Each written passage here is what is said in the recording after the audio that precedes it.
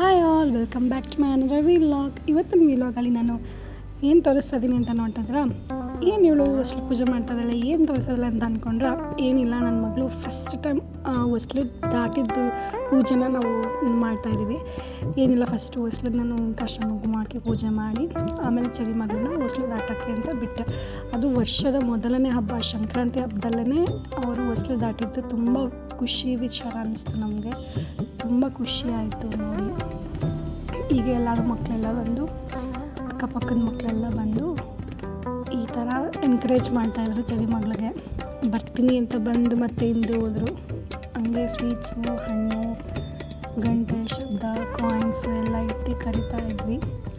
So finally ಅವ್ರಿಗೆ ಸ್ವಲ್ಪ ಲಂಗ ಅಡ್ಡ ಬರ್ತಿದ್ದರಿಂದ ನೀಟಾಗಿ ಕವರ್ ಬರ್ತಿರಲಿಲ್ಲ. ಆಮೇಲೆ ನಾನು ಲಂಗನ ಮೇಲೆ ಎತ್ತಿದ ಮೇಲೆ ಕಾಲನ್ನ ಮುಂದೆ ಮಾಡ್ಕೊಂಡು ರೈಟ್ ಲೆಗ್ ಇಟ್ಕೊಂಡೇ ಬಂದರು. ಅದು ನಮಗೆ ತುಂಬ ಖುಷಿ ಆಯಿತು. ಬಲಗೈ ಇಟ್ಕೊಂಡು ಬಂದರು ಮಹಾಲಕ್ಷ್ಮಿ ಥರ ಅಂತ ತುಂಬ ಇಷ್ಟ ಆಯಿತು ಅವ್ರಿಗೆ.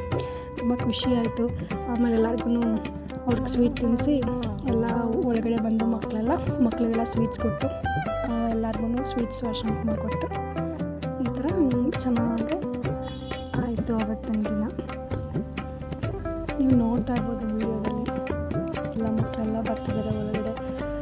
ಅಪ್ಪನ ಬಂದರು, ಲಂಗ ಬ್ಲೌಸ್ ಹಾಕ್ಕೊಂಡು ಮಕ್ಕಳೆಲ್ಲ ಒಳಗಡೆ ಬಂದು ಕುತ್ಕೊಂಡ್ರು. ಲಕ್ಷ್ಮೀ